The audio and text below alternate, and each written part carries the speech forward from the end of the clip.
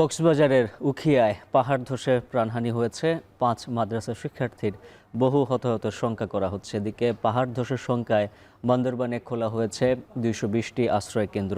সেখানে আশ্রয় নিয়েছেন হাজারেরও বেশি বাসিন্দা। এ নিয়ে বিস্তারিত জানাতে কক্সবাজার থেকে যুক্ত আছেন মোহাম্মদ মোর্শেদ, বান্দরবান থেকে যুক্ত আছেন রিজভী রাহাত। শুরুতেই যাচ্ছি মোর্শেদের কাছে কক্সবাজারে। মোর্শেদ, জানাবেন উখিয়ায় পাহাড় ধসের সবশেষ কী তথ্য রয়েছে আপনার কাছে?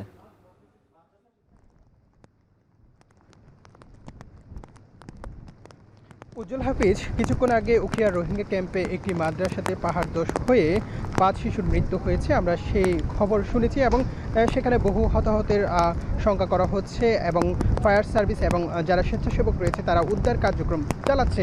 উখিয়া রোহিঙ্গা ক্যাম্পে আছে এই ঘটনা ঘটে এবং ৩টা ৪০ বা ৫০ নাগাদ এই ঘটনা ঘটে বলে সেই ঘটনার সময় অনেক শিশুরা মাদ্রাসার ভিতরে ছিল। মক্তব বা মাদ্রাসা এমন একটি লার্নিং সেন্টারে এই ঘটনা ঘটে। এদিকে টানা বৃষ্টিতে কক্সবাজারে যে বৃষ্টি হচ্ছে সেটিতে আবহাওয়া অধিদপ্তর থেকে বারবার সতর্ক করা হচ্ছিল এবং ঝুঁকিপূর্ণ বসবাসরত এলাকায় যারা আছেন তাদেরকে বারবার সতর্ক করা হচ্ছিল।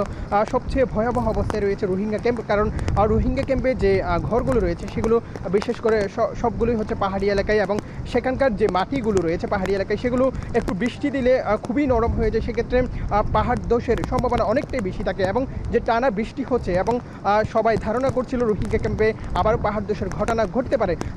ধারণা করতে না করতেই আমরা শুনতে পেয়েছি উখিয়া রোহিঙ্গা ক্যাম্পে আবারও পাহাড় ধসের ঘটনায় ৫ শিশুর মৃত্যু হয়েছে এবং বহু হতাহতের শঙ্কা করা হচ্ছে এবং যে বিষয়টি জানতে পেরেছি ফায়ার সার্ভিস এবং স্বেচ্ছাসেবকরা সেখানে উদ্ধার কার্যক্রম চালাচ্ছে। এদিকে কক্সবাজারের টানা ভারী বৃষ্টিতে আমরা দেখতে পেয়েছি গত ২৪ ঘন্টায় ৯৫ মিলিমিটারের বেশি বৃষ্টি হচ্ছে এবং যে বৃষ্টি সকাল ১০টার পর থেকে শুরু হয়েছে ভারী বৃষ্টি, সেটি কিন্তু এখনও পর্যন্ত থামছে না এবং এই বৃষ্টি এখনও পর্যন্ত অব্যাহত রয়েছে। সেদিক দিয়ে আবহাওয়া অধিদপ্তর কক্সবাজারের ৩ নম্বর সতর্কতা সংকেত বহাল রাখতে বলা হয়েছে। এবং আরেকটি বিষয় বলে রাখি, গতকাল দরিয়ানগরে কক্সবাজারের দরিয়ানগর এলাকায় পাহাড় ধসে ৫ জন মাটি চাপা পড়লে ৪ জনকে উদ্ধার করা হলে এক নারীর প্রাণ যায়। অন্যদিকে এর আরও একদিন আগে কক্সবাজার রোহিঙ্গা ক্যাম্পে পাহাড় ধসে ৮ জনের মৃত্যু হয়েছে, কক্সবাজারের একজনের এবং পেকুয়াতে একজনের মৃত্যু হয়েছে। এবং এই ঘটনায় বলা যায় যে কক্সবাজারের রোহিঙ্গা ক্যাম্প সহ কক্সবাজারের স্থানীয় সহ প্রায় ১৭ জন মানুষের প্রাণহানি হয়েছে। সেক্ষেত্রে এর মধ্যে রয়েছে ৫ জন শিশু।